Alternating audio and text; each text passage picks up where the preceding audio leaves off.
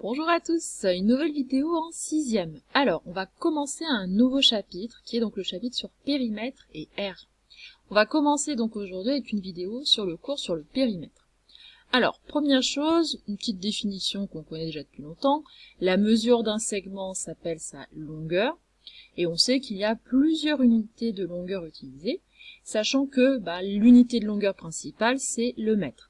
Je vous ai remis donc un petit tableau pour les conversions de longueur, parce que parfois vous avez un petit peu du mal avec ça, en particulier avec tout ce qui est préfixe. Donc on a les kilomètres, les hectomètres, décamètres, le mètre, le décimètre, le centimètre et le millimètre.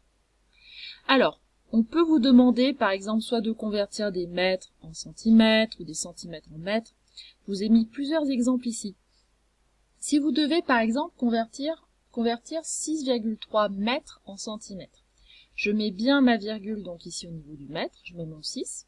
Mon 3, je vais le mettre dans la case d'après, c'est dans les décimètres. C'est-à-dire qu'ici, en fait, 6,3 mètres, ça nous donne 63 décimètres. Et pour aller au centimètre, il faut que je rajoute un 0, ce qui fait que ça me donne donc 630 centimètres.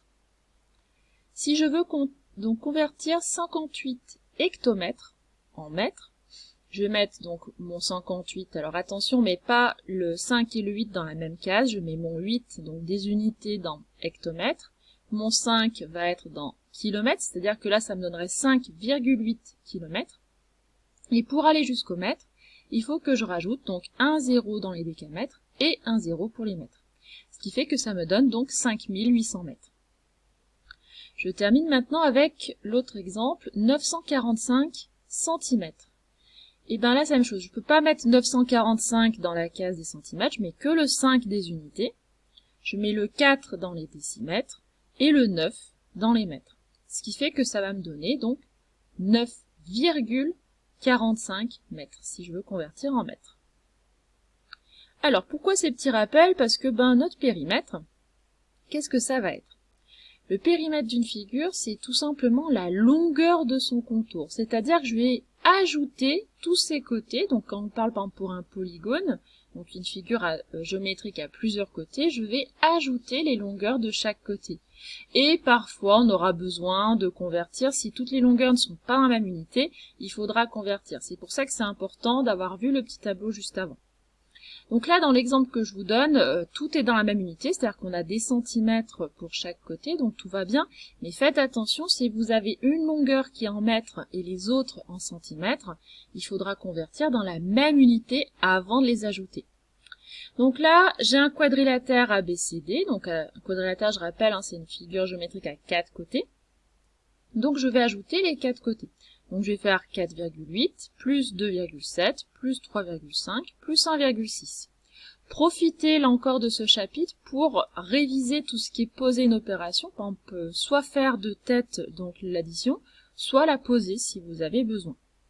Donc ici on obtient 12,6 cm pour le périmètre.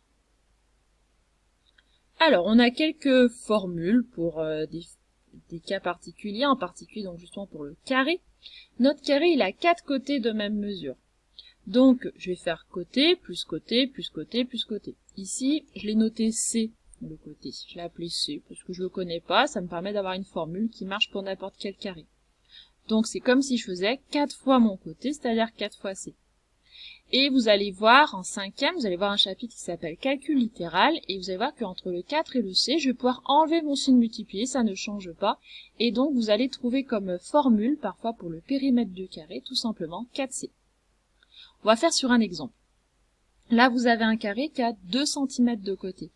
Donc pour calculer le périmètre, je peux faire 2, plus 2, plus 2, plus 2, ça me va très bien, mais vous pouvez aussi faire tout simplement 2 fois 4, vu que je l'ai 4 fois ma longueur, et ça me donne dans les deux cas 8. Là, je vous ai mis les deux calculs, bien entendu, l'un ou l'autre me suffit amplement.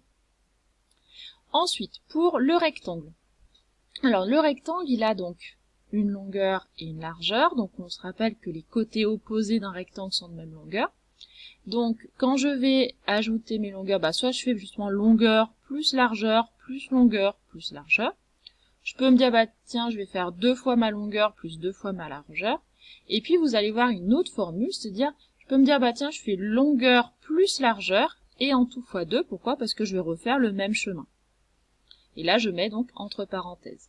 La dernière notation, celle qui est ici, là encore, c'est plus une notation de niveau 5e, vu qu'on a enlevé la multiplication entre le 2 et la parenthèse. Là encore, vous le verrez dans un chapitre qui s'appelle donc calcul littéral. Nous, on va se concentrer sur l'exemple numérique, c'est-à-dire qu'ici, je vous ai mis un exemple avec une longueur de 3 cm et une largeur de 2 cm. Là encore, je peux faire donc 3 plus 2 plus 3 plus 2. Ça me va très bien comme calcul. On peut aussi faire 2 fois 3 plus 2 fois 2. Ou alors, on peut se dire, je vais faire d'abord 3 plus 2, je vais faire cette partie-là, et je fais fois 2 parce que je vais refaire la même chose ici. Dans tous les cas, j'obtiens donc 10 cm. Donc moi, pour le premier calcul ou le deuxième me vont très bien. Dans les deux cas, j'obtiens 10 cm. Donc tout ce qui est polygone, par exemple si j'ai un triangle, je vais ajouter les 3 côtés. Le quadrilatère, comme on a vu, on ajoute les 4 côtés. Si vous avez un hexagone à 6 côtés, je vais ajouter les 6 côtés, et ainsi de suite. Qu'en est-il pour le cercle? Parce que là, on ne peut pas parler de côté pour un cercle. Le cercle n'étant pas un polygone, on ne peut pas calculer de cette manière-là sa longueur. Donc le périmètre d'un cercle, donc il a été donc découvert que le rayon d'un cercle et le périmètre d'un cercle sont proportionnels. En fait, le périmètre d'un cercle est proportionnel au diamètre, et forcément au rayon, vu que le diamètre c'est 2 fois le rayon.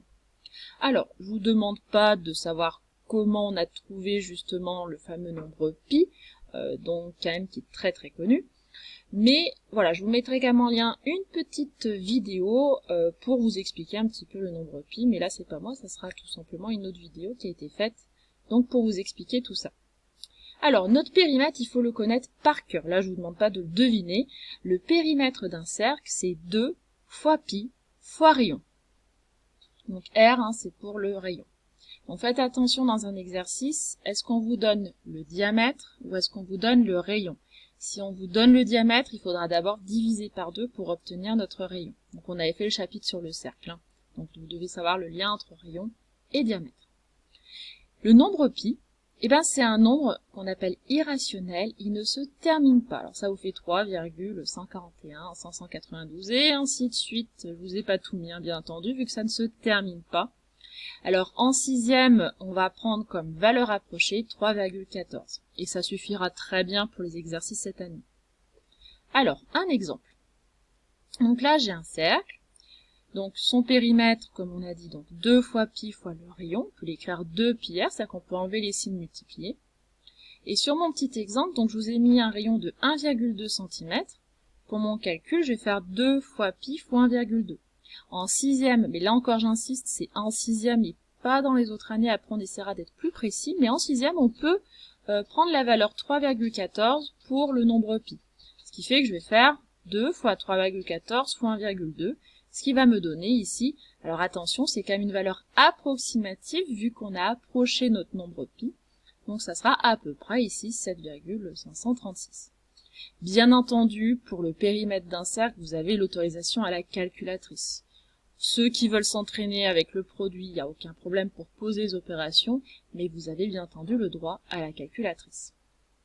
Et justement, en parlant de calculatrice, je vous ai mis également la succession de touches à faire si vous voulez calculer avec la valeur exacte pi. C'est-à-dire que sur votre calculatrice, donc pour ceux qui ont, donc là je ne vais pas vous faire de la pub, mais bon là, pour ceux qui ont la Casio FX92 spécial collège, celle qui est quand même la plus utilisée, et la plus pratique malgré tout quand même pour le collège, on va avoir la possibilité d'utiliser la touche pi. Alors, comment la trouver cette touche pi? Parce qu'on la trouve pas comme ça du premier coup parfois. Vous devez en premier appuyer sur la touche seconde. Vous avez une petite touche seconde ici, donc on appuie sur seconde. Et ensuite, on appuie sur la touche x10 exposant x, c'est celle-ci. Et là on ne voit pas très bien sur la photo, mais en fait juste au-dessus, en orange, vous avez la lettre pi qui est dessinée ici. Ce qui vous permet d'avoir un résultat bien plus précis. On va vous donner le résultat sous la forme, par exemple, 9 pi. Si vous voulez une valeur décimale, vous devrez juste appuyer sur la touche SD qui est ici, que certains déjà ont utilisé pour les fractions. C'est quand vous voulez donc justement passer d'une valeur exacte à une valeur approximative. Voilà. J'espère que ça va bien se passer. Vous allez avoir des petits exercices pour vous entraîner et à bientôt!